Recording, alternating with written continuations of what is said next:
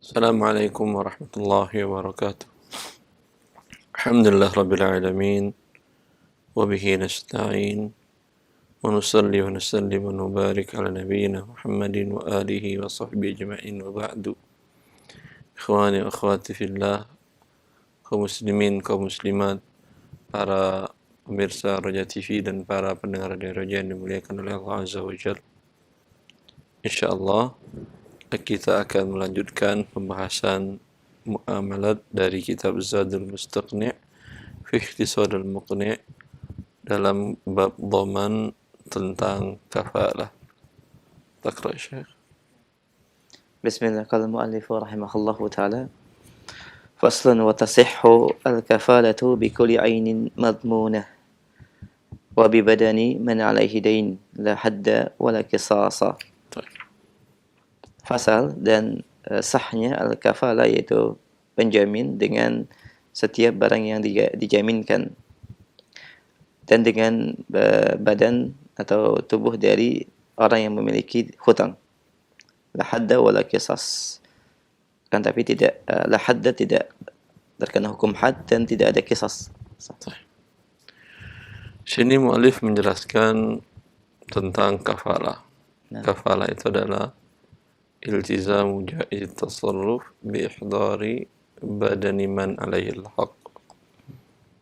Kalau kemarin dhaman, sebelumnya dhaman adalah penjaminan di mana pihak ketiga dia siap membayarkan tanggung jawab atau hutang dari orang yang minta dijaminkan atau madmun anhu. Kalau kafalah, dia tidak membayarkan, tapi dia hanya menghadirkan orang ini. Berarti posisinya berbeda dengan sebelumnya. Kalau yang dhamin, posisinya dia berarti orang kaya dan baik hati. Ya, umpamanya seperti yang kita contohkan kemarin, Abdullah umpamanya menjual sesuatu kepada Ihsan dengan tidak tunai. Tapi Abdullah khawatir Ihsan pada waktunya bukan prestasi. Maka dia minta dhamin, yaitu orang kaya yang dhamin ini baik hati, siap dia membayarkan hutang Ihsan. Nanti pembayaran Ihsan untuk angsuran tersebut itu antara Ihsan dengan si dhamin ini. Ya. Dia hanya berkaitan dengan uang. Kalau kafil, statusnya dia tidak membayarkan, tapi dia menghadirkan. Ya. Abdurrahman keberatan dengan Ihsan karena dia orangnya sering safar, sering kemana, sering dagang kemana. Ya. Nanti pada waktu dia membayar, dia kemungkinan tidak ada. Ya. Maka dia minta kafil. Ya. Abdurrahman yang menjual tadi minta kafil, Ihsan bawa kafil. Saya mau menjadi kafilnya. Kewajiban saya hanya menghadirkan Ihsan kepada Abdurrahman. Ya. Bukan kewajiban saya membayarkan tagihan hutang tersebut. Ini akad kafalah sah, memperkuat akad tadi. Ya. Bikulli ainin madmunatin, dengan setiap barang yang dijamin. Wa bibadani man alaihi dainun, dan maksud bikulli ainin madmunatin di sini kata syarih Syekh Muhammad Shalih Utsaimin, ada ikhtisarun mukhil dari al-muallif, ada selalu sangat diringkas sehingga maknanya tidak jelas. Ya. Maksud beliau adalah alladhi yakfulu badan man indahu ainun madmunah. Dia menjamin untuk menghadirkan badan orang yang punya hutang ke pihak yang lain. Ya. Ada dia beli barang, ya. Kemudian fungsi kafil hanya menghadirkannya. Wa bi badani man alaihi dain, kalau yang dijamin ini juga punya tanggung jawab, dia siap menghadirkan orang ini. La hadda wala qisas. Bukan pada hukum hudud dan hukum qisas. Hudud adalah hukum sanksi yang ditentukan oleh Allah Azza wa Jal, seperti hukum cambuk bagi orang yang berzina dan belum menikah, atau hukum rajam, atau hukum potong tangan bagi pencuri. Ini hudud. Ya. Qisas, orang membunuh dan dengan sengaja, maka sanksinya adalah dia dibunuh juga. Dalam hal ini tidak sah akad kafalah. Ada seseorang yang dinyatakan bahwa dia bersalah, telah dinyatakan dia mencuri dan mencuri di atas nisab. Jam besok jam 9 pagi umpamanya, atau jam setelah sholat Jumat, hari Jumat, dia akan dipotong tangannya. Lalu hari ini Kamis dia bilang ke pihak hakim atau qadhi, Pak, mohon maaf, saya mau pulang dulu ke rumah, mau pamit-pamitan ke keluarga besar, sambil nulis wasiat dan segala macam. Ya. Bolehkah di sini pakai penjamin kafil? Ya. Dengan mengatakan, saya si fulan itu jadi kafil saya, kata dia. Kalau saya nggak datang, nih yang tanggung jawab. Tidaklah hadda wala qisas. Tidak, dalam ini tidak ada hak kafalah, karena tidak bisa dipindahkan.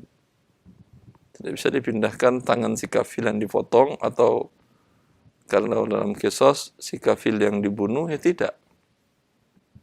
Jelas, ini maksud mu'allif di sini. Baik, tafsir Syekh.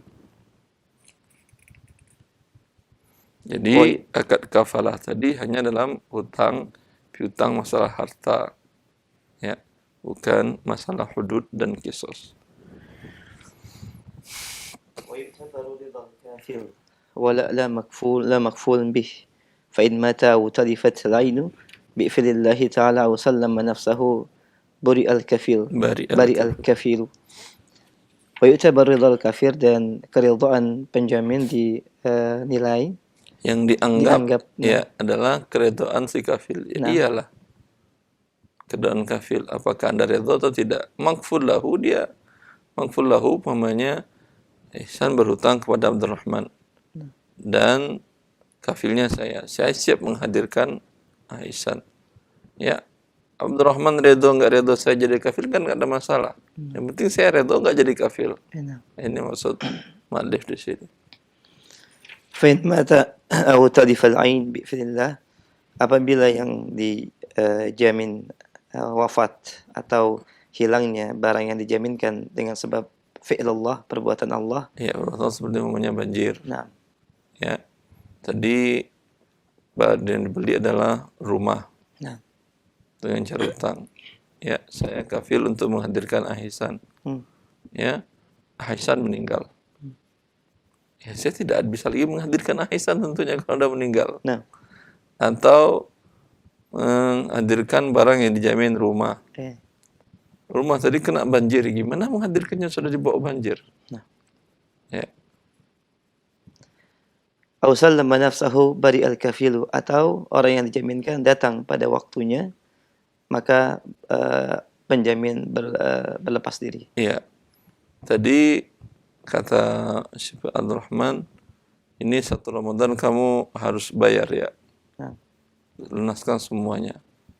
Ya. Pada tanggal 1 Ramadan, sallama nafsahu. Alhamdulillah, Ihsan datang dan menyerahkan dirinya. Berarti tugas saya sebagai kafir selesai sudah. Barial, terbebaslah. Ya, tanggung jawab kafir. Dengan begitu selesai. Alhamdulillah. InsyaAllah pekan depan kita lanjutkan bab hawalah atau pengalihan tanggung jawab atau risiko atau hutang. Nanti kita jelaskan pada waktu. Baik, Ustaz, baik. Jazakumullah khairan pendengar dan pemirsa Raja TV. Demikian beberapa poin dari pembahasan kafalah. Dan kita berikan kesempatan untuk selanjutnya untuk dalam pembahasan, dan bagi Anda yang ingin bertanya terkait dengan bab ini secara khusus atau yang lainnya, kami persilahkan kita angkat dari telepon terlebih dahulu, silahkan. Baik, halo. Assalamualaikum. Waalaikumsalam Assalamualaikum. warahmatullahi wabarakatuh. Dengan siapa, di mana Bapak? Hamba Allah di Karawang. Silahkan. Assalamualaikum Ustaz. Assalamualaikum. Mau nanya, yang pertama, apa hukumnya membeli tiket kereta dengan menambahkan jumlah nominal, misal dari 100.000 jadi 150.000. Terus yang kedua, Sebentar. Tiket kereta itu kan ada namanya. ya, Anda beli pakai nama Anda atau nama orang? nama saya sendiri ya Ustaz. Tapi harga 150.000. Heeh. Kenapa 150.000? Karena high season. Heeh. Ya boleh, nggak apa-apa. Oh. Ya, syukran Mas Ustaz. Untuk yang kedua, maaf. Ya. Apakah saya termasuk menzalimi diri sendiri dan keluarga saya apabila saya punya niat pengen umroh, tapi dari pihak istri belum membolehkan, dan saya sendiri dan keluarga saya sendiri belum punya rumah sendiri? Apakah yang harus saya prioritaskan terlebih dahulu, Pak Ustaz? Ya Allah. Nah. Ya Allah. Baik, itu saja. Afwan. Terima kasih.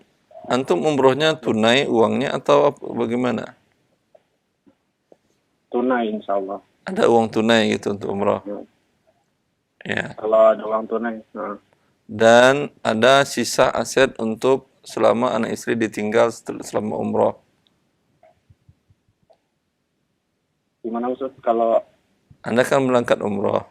ya? Untuk anak istri selama ditinggal ada uang Anda, nafkah Anda ke mereka. Oh gitu. Ada. Ada insya Allah. Ada insya Allah. Kalau ada, masalah umroh adalah bukan masalah orang setuju tidak setuju. Ini adalah kewajiban kepada Allah Azza wa Jalla. Walillahi 'alan nasi hajjul baiti man istata'a ilaihi sabila. Dan Allah, hak Allah dan kewajiban bagi manusia, bagi yang mampu mereka melakukan perjalanan ibadah haji, dan termasuk dalam ini al-umrah. Orang tua nggak setuju, anak istri nggak setuju, Anda sudah wajib. Masuk waktu zuhur, orang nggak setuju, Anda sholat. Anda ikut orang atau sholat Anda? Kecuali Anda selama berangkat tidak ada nafkah yang Anda tinggalkan untuk mereka. Itu hak mereka memang. Umpamanya kontrakan umroh umpamanya 10 hari, kontrakan jatuh tanggalnya 3 hari setelah Anda berangkat. Anda tidak tinggalkan uang. Ya, bayaran sekolah anak jatuh hari ke-7 dari Anda berangkat. Anda tidak tinggalkan uang. Kemudian umpamanya istri melahirkan pada hari ke-10. Anda tidak tinggalkan uang untuk biaya rumah sakitnya. Ini Anda zalim. Anda berdosa. Tapi kalau yang Anda tinggalkan cukup, tanggal sekian kebutuhan apa? Kontrak rumah bulan ini, udah saya bayarkan 3 bulan. Kemudian apa lagi? Uang sekolah, 1 tahun saya bayarkan. Uang rumah sakit, nih Anda titipkan ke istri Anda. Semua Anda titipkan, dan biaya hidup ada 1 bulan ke depan, ya wajib bagi Anda berangkat. Bukan pilihan orang setuju tidak setuju. Walaupun tanpa mahram gitu, Pak Ustaz. Kok laki-laki harus pakai mahram? Ya. Yang pakai mahram itu perempuan lagi. Maaf. Nggak, maksudnya kalau suami istri itu. Hah? Yang wajib karena sekarang Anda. Istri Anda sudah wajib atau belum? Dia punya uang juga sebanyak biaya umroh. Belum. Kalau belum berarti tidak wajib dianya.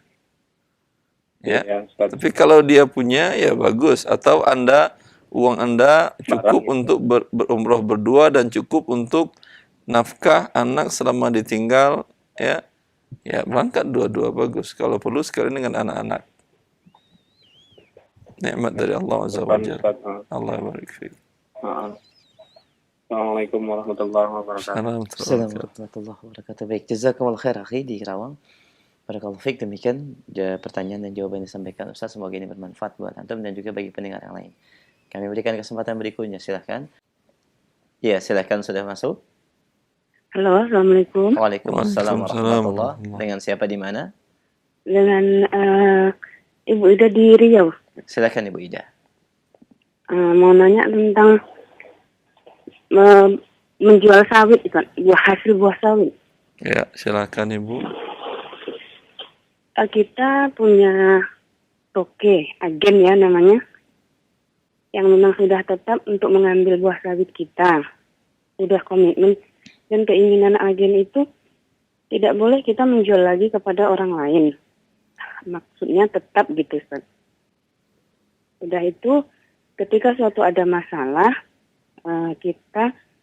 buah kita nggak diambil dengan baik gitu. Banyak kerugian untuk kita. Dikarenakan jalan rusak, dikarenakan kendala berbagai macam,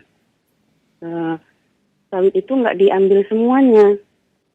Akhirnya seharusnya dianya dapat 3 ton, akhir susut menjadi 2 ton gitu. Nah, ini apakah saya menuntut gitu sebagai petani kepada si toke. Seharusnya kalau sudah komitmen menjadi langganan, apapun risikonya harusnya diambil semua gitu. Begitu turun, udah dipanen harus ditimbang semua gitu. Terserah beliau mau rugi ataupun mau bisa keangkut atau tidak. Saya keinginannya harusnya diambil semua buah itu tadi gitu, Ustaz. Nah, ini dibolehkan apa enggak keinginan saya seperti itu? Wallahu a'lam Ibu. Sebaiknya akadnya kalau Anda ingin minta akad salam. Akad salam itu bagaimana?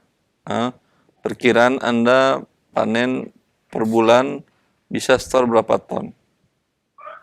Misalnya 3 ton gitu. 3 ton per bulan. Ya. Anda katakan saya jual kepada Anda 3 ton, uangnya cash sekarang di depan ini juga. Bayar untuk selama 1 tahun ke depan, saya kasih Anda diskon umpamanya 20%. Ya. 3 ton itu berapa harganya perkiraan kalau normal? Mungkin sekitar 4 juta gitu, 4 juta setengah. 4 juta, ya, 4 juta kali 12. Berarti berapa, Ustaz? 48. 48 juta berarti kan ya?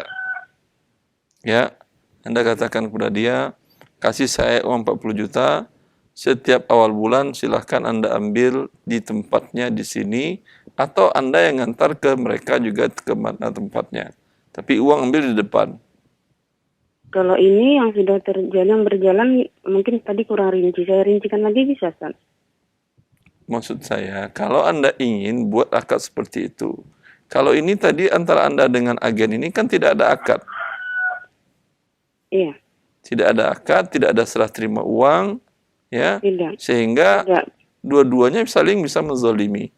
Tadi dia mengatakan Anda nggak boleh jual ke orang lain. Kalau Anda jual ke orang lain juga dia mau apa? Nggak boleh, Pak. Dia marah kalau kita jual murah. Ya, dia marah. Sekarang Anda juga bisa marah. Kan nggak ada artinya kalau marah. Anda mau cari uang atau mau cari marah, Ibu? Mau cari uang kan ya, bukan mau cari marah. Kalau mau cari uang seperti tadi, minta uang di depan. Minta uang di depan dengan harga 40 juta, saya berserahkan, maaf tadi berapa? 48 juta dengan perkiraan 4 ton setengah per 4 juta setengah. 3 ton. Pokoknya Anda serahkan seperti tadi. Per bulan Anda ambil sekian ton, ambil sekian ton, ambil sekian uang di depan. Dia nggak ngambil, urusan dia. Atau serah terimanya jelas. Apakah Anda yang ngantar, Anda bilang, kalau saya ngantar ke gudang Anda, harga sekian. Kalau Anda yang ngambil, harga sekian, bayar sekarang. Kalau tidak ada uang, maka tidak ada akad di antara kita. Ya, saya bisa jual ke orang lain, saya bisa jual ke pabrik langsung tanpa harus melalui Anda. Ini dalam syariat namanya akadnya salam. Hmm. Kalau akad Anda tadi Anda komitmen, dia komitmen, tapi kemudian saling melanggar, tidak ada uang di depan juga, ini namanya jual beli hutang dengan hutang, hukumnya haram. Karena haram itulah bermasalah dia. Dia ambil kaidah, setiap sesuatu yang melanggar syariat Allah pasti merusak di muka bumi Masya ini. Allah, astagfirullah. Maksudnya kok dibilang jual beli hutang dan hutang itu gimana, Ustaz? Tadi kan Anda komitmen untuk menjual ke dia. Tidak akan jual ke lain lagi. Iya, berarti Anda komitmen menjual ke dia, tidak jual ke orang lain. Iya. Dia juga komitmen membeli dari Anda. Akan tetap mengambil. Mengambil atau beli? Iya, membeli dan mengambil sendiri ke lahan gitu, Pak. Iya, tapi akad dibuat, uang tidak ada. Tidak. Barang tidak diserahkan pada waktu akad. Yang penting setiap... Ya tidaklah, pada waktu akadnya hari ini, apakah semuanya Anda serahkan hari ini juga? Maksudnya akadnya sudah lama, mulai dari pertama. Ibu, saya jelaskan. Kalau demikian, umpamanya nih, saya jual buku ini sebanyak 1 juta eksemplar ke Ustaz Ihsan. Ya, harganya umpamanya 1 juta eksemplar 100 juta. Lalu kata Ustaz Ihsan 100 juta, Ustaz, ya siap. Kapan antum serahkan bukunya, Ustaz? Nanti minggu depan. Jelas? Ya. Kemudian uangnya kapan Ustaz Ihsan? Ya uangnya minggu depan juga, kata dia. Iya. Dan ini mengikat ya, mengikat. Ya. Maka ini namanya jual beli kali bil kali, hutang dengan hutang. Uang tidak saya terima di majelis akad, barang tidak saya serahkan di majelis akad. Dan kali bil kali dilarang oleh Rasulullah SAW, dan Imam Ahmad menukil ijma' para ulama ini diharamkan karena mengandung unsur gharar. Jelas? Maka tadi saya katakan solusinya kepada Anda jual beli salam. Atau yang tadi tidak mengikat. Ya, pada waktunya dia datang dijual, dia nggak datang dah jual ke yang lain. Dia nggak mau jual ke yang lain.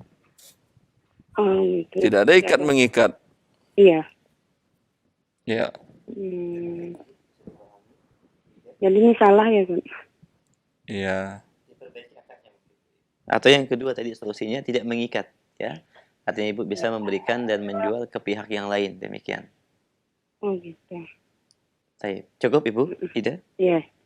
Baik, alhamdulillah. Syukran, Ustaz. Afwan. Jazakallah khairan. Wa iya. Jazakillah khair Bu Ida di Riau, dan semoga ini menjadi solusi bagi akad yang ibu jalankan kepada pihak yang lain dalam menjual kelapa sawit tadi. Barakallahu fiik, dan semoga Allah mudahkan. Kami berikan kesempatan berikutnya. Alhamdulillah. Assalamualaikum. Waalaikumsalam warahmatullah. Dengan siapa Bapak di mana? Saya di Padang dengan Iwan, Ustaz. Pak Iwan, silahkan Padang. Gini, Ustaz. Assalamualaikum, Ustaz. Assalamualaikum warahmatullah. Ada teman anak developer perumahan, Ustaz. Ya.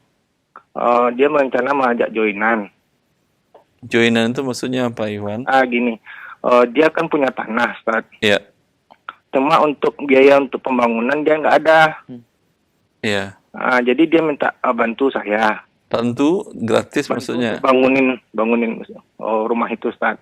Anda ekspor modal atau Anda yang bangun? Saya yang bangun, Ustaz. Barang dari Anda, tenaga dari Anda juga? Iya, Ustaz. Tanah milik dia? Iya. Terus? Tapi Ustaz, setelah saya bangun, nanti dia akan membayarkan uang pembangunan tadi itu setelah dia akad kredit dengan bank konvensional, Ustaz. Dia akan bayar rumah tadi dengan tenaganya, ya, dengan dia pinjam uang ke bank riba. Bukan pinjam uang, setelah nasabah, dia ada nasabah, jadi dia kan nanti akad dengan bank konvensional, Ustaz, nasabah itu. Jadi baru dibayarkan dengan pihak bank tadi ke pihak developer, Ustaz. Terus? Dari pihak developer baru ke saya, Ustaz. Gimana hukum itu, Ustaz? Wallahu alam, sebaiknya Anda dengan dia bukan jual beli. Iya. Ya. Sebaiknya bilang ke dia, kita kerjasama aja. Iya. Modal kamu tanah, kita hitung berapa harga tanah untuk 1 kaplingan rumah. Iya. Namanya tanahnya 200 juta. Iya. Dan kita hitung harga rumah pokoknya berapa? Umpamanya pokoknya 300 juta. Iya, Ustaz. Ya, berarti Anda 300, dia 200. 3/2. Iya, Ustaz. Ya, berarti Anda 60%, dia 40%. Ya. Setiap yang terjual, Anda dapat 60%. Iya. Terjual umpamanya 600, Anda dapat 60.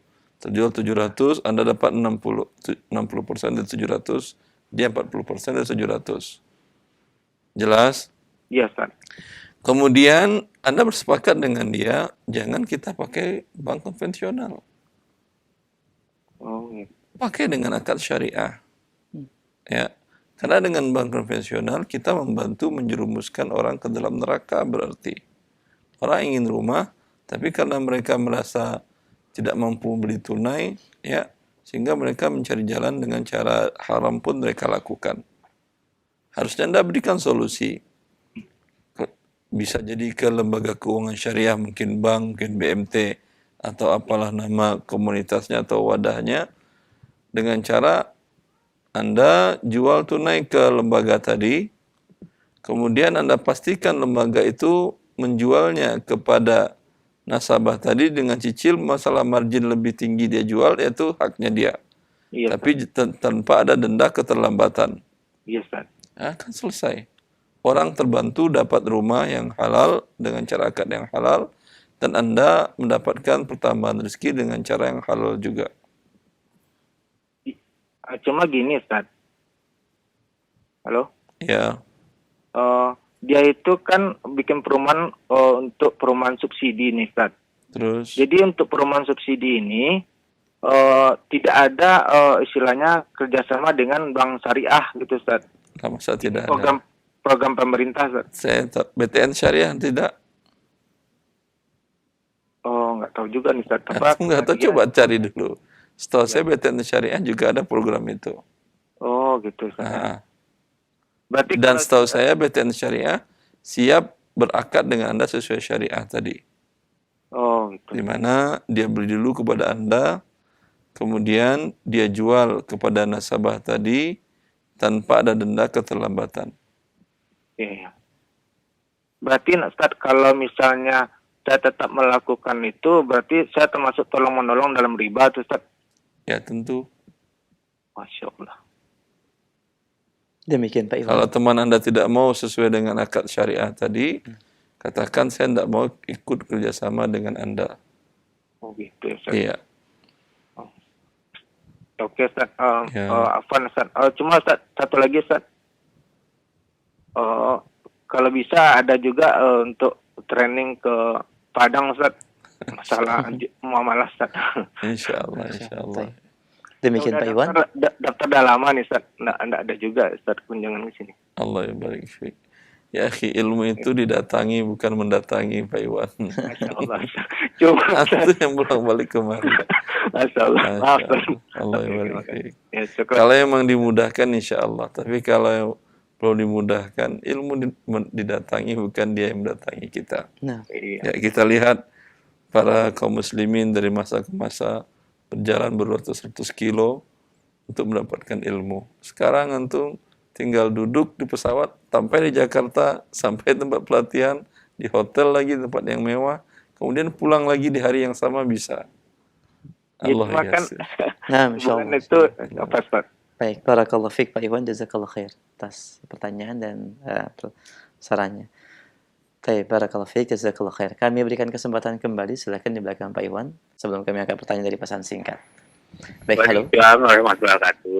Waalaikumsalam warahmatullahi wabarakatuh. Dengan siapa di mana? Ini Pak Al-Kaki Trenggalek. Di Trenggalek ya, Pak? Ya. Baik, silakan. Silakan. Assalamualaikum Ustaz. Assalamualaikum warahmatullahi. Ini Ustaz, umur saya sudah 75. Iya Bapak. Saya masih mempunyai orang tua satu ibu. Iya Bapak. Ibu saya sudah pikun Iya. dan ibu saya punya tinggalan tanah dari pemberian dari warisan orang tuanya, ayahnya. Iya. rencana saya karena tanah itu hanya sempit, Ya, kurang lebih ya 8 ru lah gitu. 8 ru itu berapa meter kira-kira, Pak? Ya, kira-kira itu 9 11 Ya, Masya Allah. 9 11 Hmm. meter ya. Itu rencana saya punya pikiran, andaikan itu saya jual, saya infakkan atas nama dua orang tua saya dan anak-anaknya, gitu gimana? Sekarang ibu Anda kan masih hidup, Ya masih hidup, tapi sudah jemput. sudah pikun. Iya. Ya, dia pernah mewasiatkan seperti itu. Bapak, ibunya pernah mewasiatkan untuk dijualkan dan untuk disedekahkan untuk kepentingan kaum muslimin. Terputus. Halo. Ya. Baik. Pernah mewasiatkan ibu Anda seperti itu atau tidak?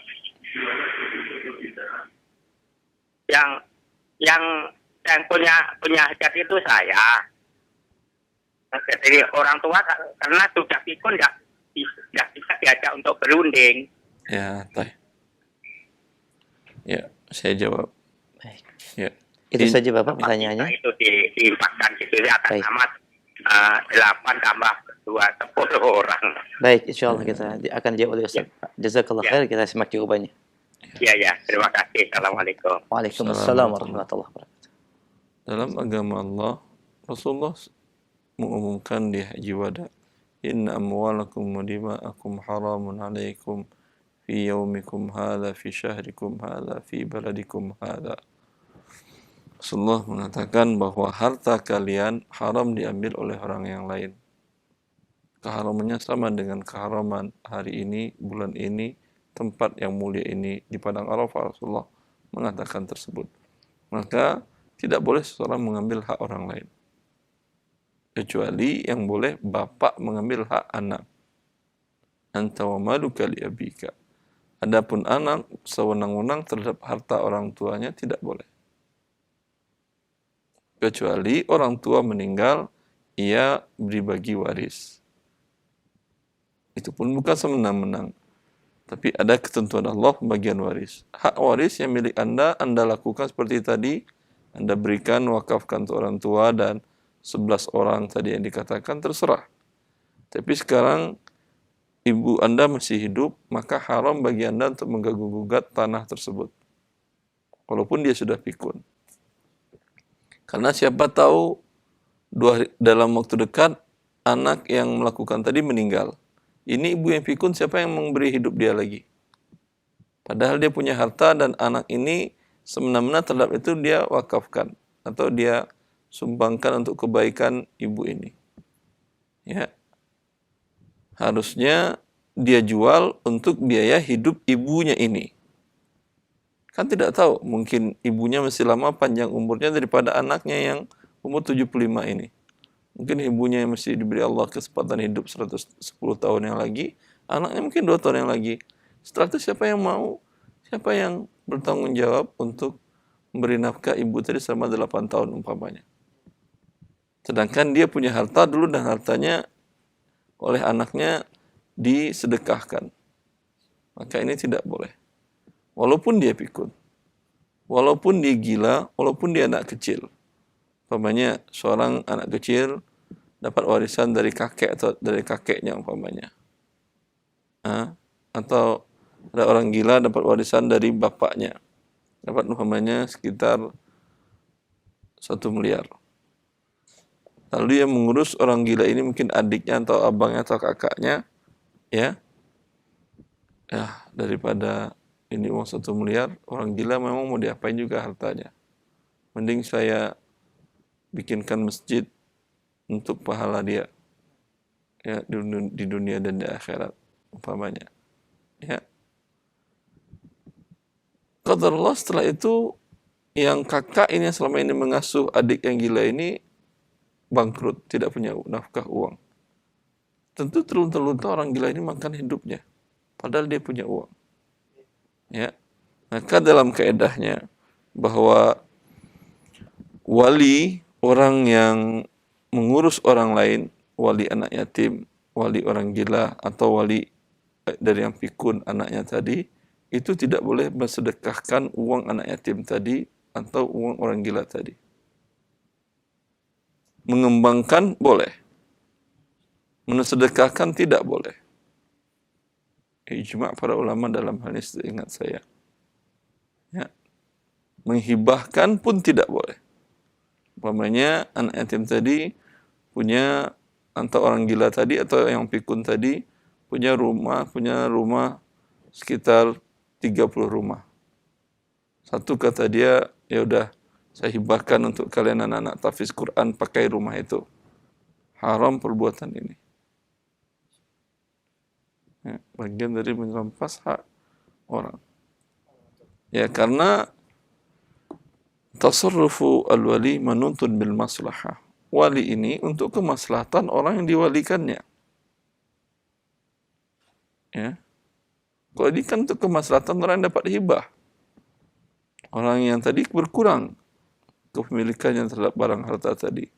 Yang jelas dia sudah tidak mungkin lagi bisa mencari lagi. Karena kondisinya sudah hilang akal, sudah pikun, atau masih baik kecil. Wallahu ta'ala alam. Ini peringatan juga kepada kaum muslimin yang lain yang memegang harta orang-orang yang diwalikan kepadanya. Baik, alhamdulillah, jazakumullah khairan. Demikian pendengar kita, Bapak yang bertanya terkait dengan permasalahan harta yang dimiliki oleh ibu yang sudah pikun. Semoga ini menjadi pencerahan bagi kita semua. Barakallahu fiik, Pak. Jazakallah khair. Kami angkat pertanyaan berikutnya dari pesan singkat. Assalamualaikum warahmatullahi wabarakatuh. Ustaz, bagaimana hukumnya jika pembagian warisan dibagi sama rata laki-laki dan perempuan tanpa mendahulukan pembagian sesuai dengan hukum syar'i, hanya dengan kesepakatan bersama saja? Ya, Allah menjelaskan dengan nas dalam Al-Quran, tidak bisa ditakwil. Yusikumullah fi auladikum lidzakari mithlu hadzil unthayain. Ya, Allah mewasiatkan kepada kalian dalam harta pusaka untuk anak-anak kalian tersebut laki-laki 2 bagian, perempuan 1 bagian. Ya, dan Allah ancam di akhir ayat ini orang-orang yang tidak taat, yang melanggar ketentuan Allah dalam pembagian waris ini. Allah ancam dia dengan neraka yang dia lama di sana dan kekal di sana, dan baginya azab yang menghinakan. Bagi itu sesuai dengan ketentuan Allah. Setelah Anda bagi, setelah terima uangnya, Anda umpamanya merasa kaya dan tidak butuh, ya serahkan, bagi-bagikan hak Anda tadi, saham Anda tadi. Tapi setelah diterima, ya, wallahu ta'ala alam. Jazakumullah khair atas jawabannya. Demikian pendengar yang bertanya, dan ini juga menjadi jawaban bagi beberapa pertanyaan yang sama. Jazakallah khair. Kami angkat pertanyaan berikutnya. Assalamualaikum warahmatullahi wabarakatuh. Ahmad dan Umar membuka usaha bersama, masing-masing sahamnya 50%. Lalu keduanya menjalankan usaha dan dengan cara bergantian setiap pekan. Keduanya saling ridha jika keuntungan dan kerugiannya berbeda-beda, Ustaz. Dalam hal ini boleh tidak? Jazakallah khair. Keuntungan berbeda, saling ridha boleh. Tapi kerugian berbeda, saling ridha hukumnya haram. Karena berarti ada modal salah satu pihak yang dijamin oleh pihak lain. Masya Allah. Umpamanya Ahmad dan Umar masing-masing menyerahkan uang 1 miliar 1 miliar. Ya. Kemudian karena Umar umpamanya lebih cekatan dan lihat omset penjualannya lebih besar pada waktu-waktu dia, si Ahmad redho mengatakan, ya udah, kamu dapat 60, saya 40. Ya. Si Umar pun siap mengatakan, ya udah, karena saya dapat untung 60, berarti saya siap juga rugi 60, kamu 40. Terjadi riba di sini. Kenapa? Karena modal si Umar, siapa yang satu lagi? Ahmad. Modal Ahmad 1 miliar, tapi dia menanggung kerugian hanya 40%, berarti 800 juta. Di atas itu ditanggung oleh si Umar. Berarti selisihnya yang aman ini adalah pinjaman 200 juta, ini berarti pinjaman. Dan atas pinjam ini dapat pertambahan terjadi riba.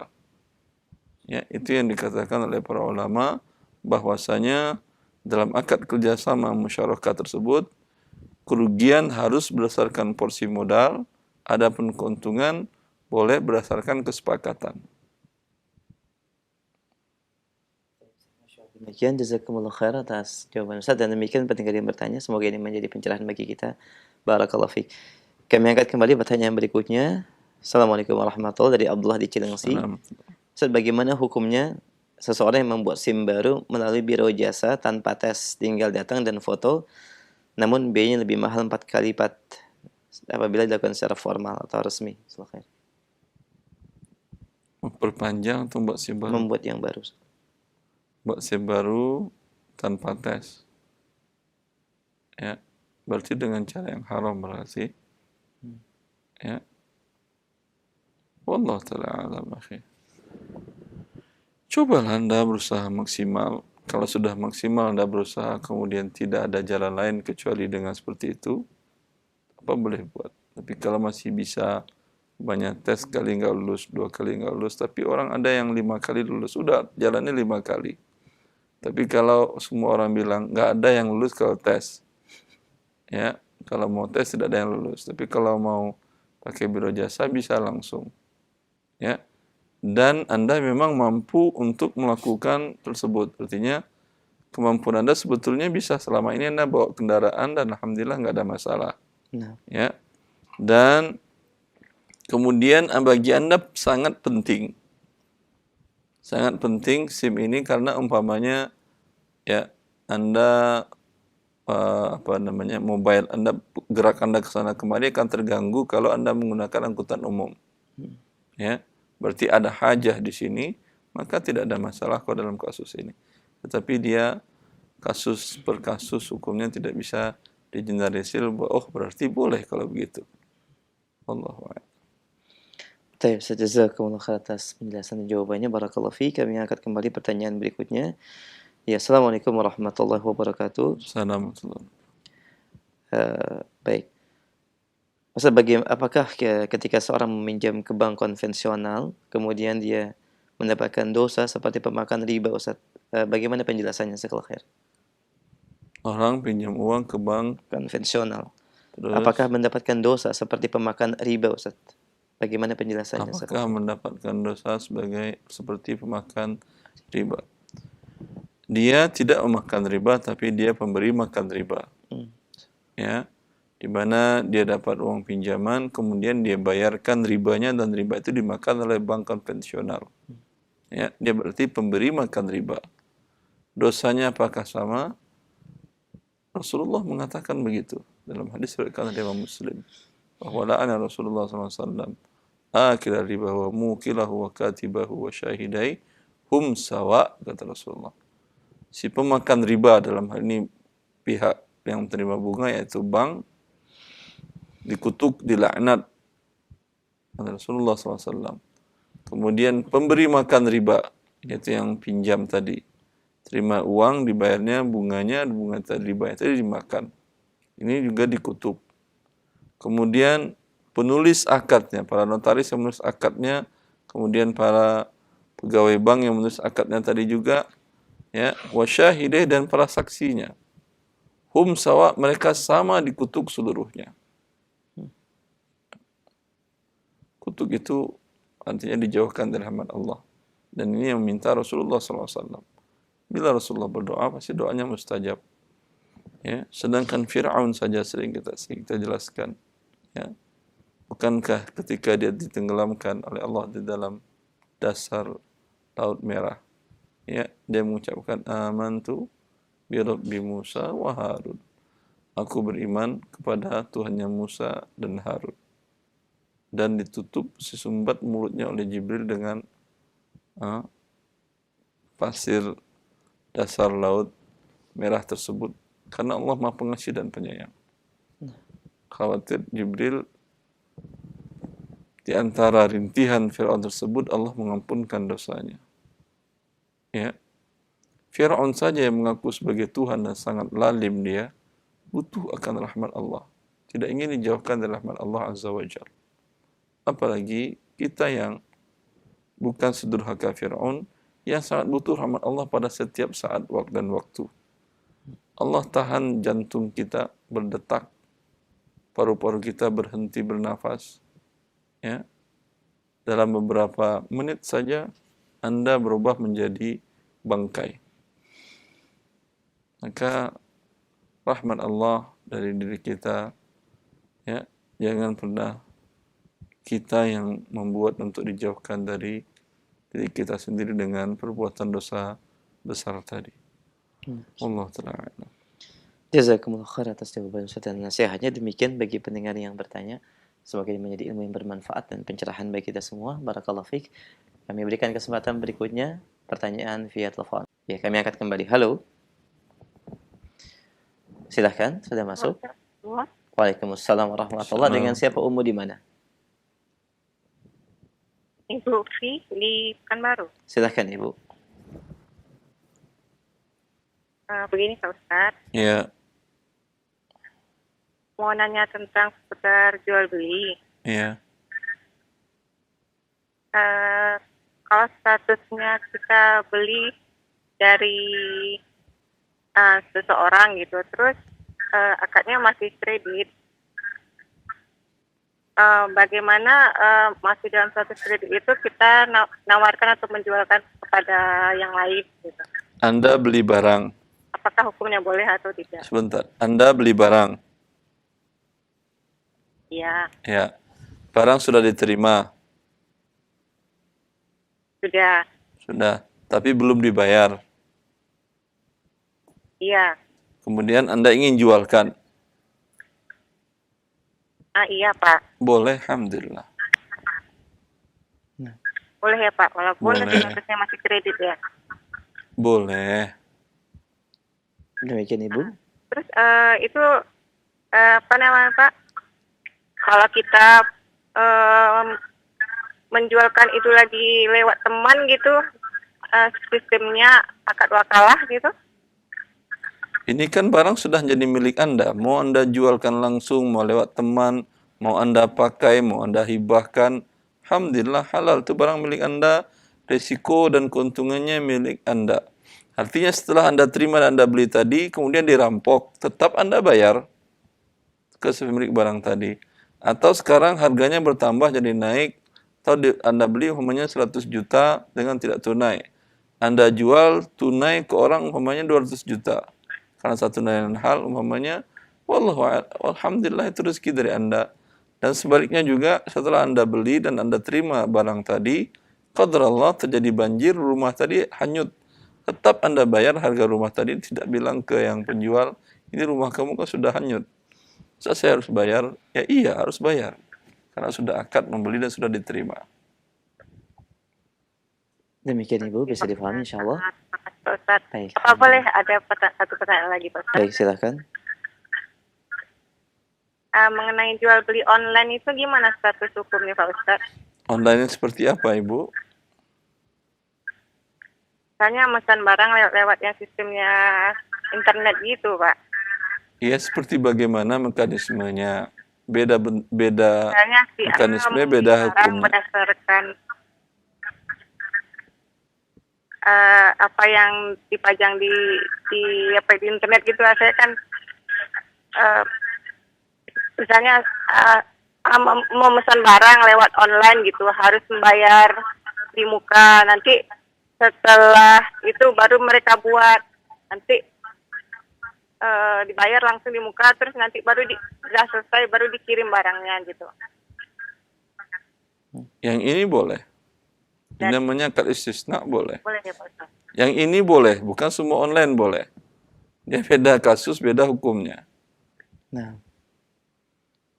Bisa difahami Ibu ya? Oh gitu ya Pak Ustaz. Ya, Makasih banyak Pak Ustaz. Allah Assalamualaikum warahmatullahi wabarakatuh. Waalaikumsalam warahmatullahi wabarakatuh. Jazakallahu khairan. Jadi saya berharap kepada kaum muslimin jangan berfatwa sendiri. Ya, nanti karena saya selalu mengatakan beda kasus, beda hukumnya. Jual beli online tidak semuanya seperti yang disampaikan oleh ibu yang bertanya tadi di Pekanbaru tadi, di mana ada fotonya, speknya, kemudian ketika dipesan, dibeli, dibayar, baru dibuat barangnya. Ini nama akadnya istisna boleh. Ya. Walaupun dengan online boleh. Ya.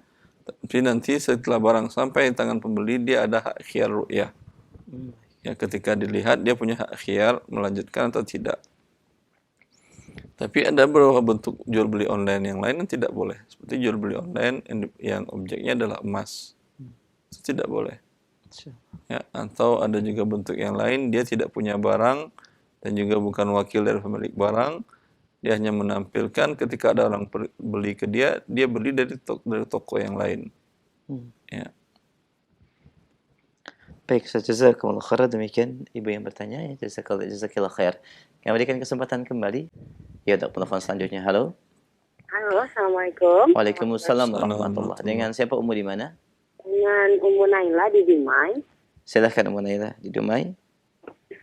Assalamualaikum Ustaz. Saya mau tanya,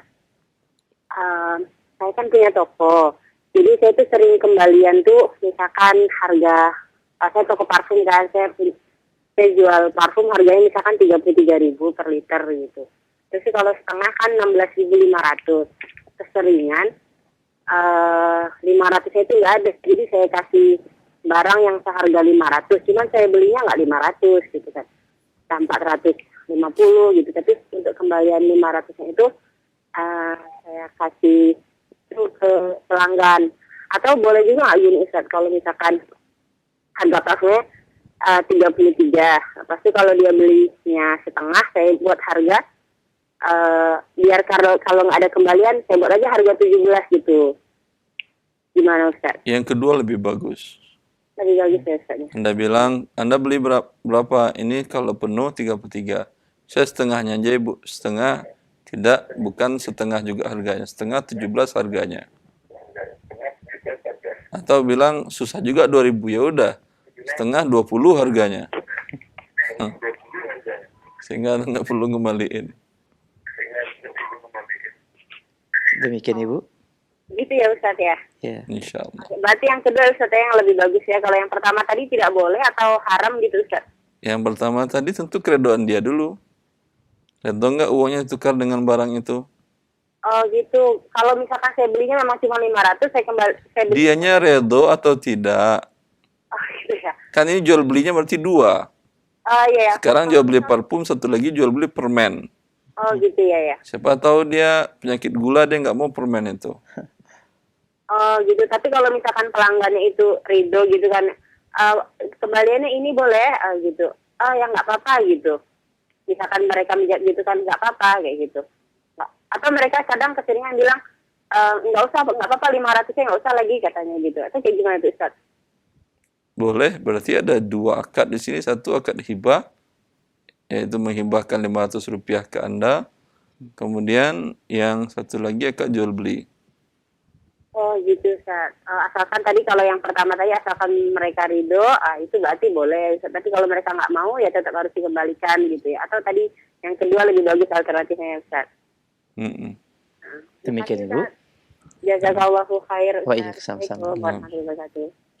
Waalaikumsalam warahmatullahi wabarakatuh. Kami berikan satu kesempatan terakhir mungkin di kesempatan pagi ini bagi Anda yang ingin bertanya. Baik, kita berikan kesempatan kembali. Halo. Iya, sudah masuk, silakan. Assalamualaikum. Waalaikumsalam warahmatullahi wabarakatuh. Dengan siapa di mana? Dengan Ibu Aida dari Cibinong. Silakan Ibu Aida. Saya mau menanyakan mengenai suatu pekerjaan Ustadz. Ya. Anak saya bekerja di sebuah perusahaan ekspedisi mengenai barang-barang impor. Nah, pekerjaan anak saya itu adalah memberitahu pelanggan bahwa barangnya sudah sampai dan memberikan tagihan jasa jasa masuk barang. Termasuk di dalamnya ada pajak impor. Apakah itu termasuk penagih pajak, Ustadz? Dan pajak itu sebelumnya sudah dibayarkan oleh perusahaan. Jadi ditagihkan kembali kepada konsumen. Iya, jadi penagih pajak Itu dia aja Ustaz. jadinya. Iya, dia jadi penagih pajak jadinya. Harusnya udah harga tetap, include di sana pajak dan seluruhnya. Nggak perlu ditagihkan pajak, ditagihkan biaya segala macam. Tagihkan seluruhnya satu paket, udah. Berapa seluruhnya, umpamanya 40 juta, ya udah 40 juta. Oh, jadi tidak usah di breakdown apa jasa, terus pajak, biaya gudang gitu, nggak perlu Ustaz ya? Nggak perlu lah. Oke. Ya itu aja Ustaz. Allah Baik. barik. Syukran. Demikian jazakallahu khair. Jazakallahu khair. Baik, wa iya sama-sama barakallahu fiik pada Ibu Aida. Demikian menjadi jawaban dari pertanyaan Ibu, semoga bermanfaat. Dan demikian pendengar dan pemirsa Hujah TV, pertanyaan Ibu Aida menjadi pertanyaan terakhir di kesempatan pagi ini, dan sebagai ikhtitam Ustaz silakan. Ya, semoga Allah Azza wa Jalla memudahkan kaum muslimin dan muslimat untuk mempelajari syariat Allah dalam masalah muamalat ini. Dengan itu mereka bisa meraih kemenangan di dunia, keberhasilan, kesuksesan dunia dan akhirat. Wallahu a'lam.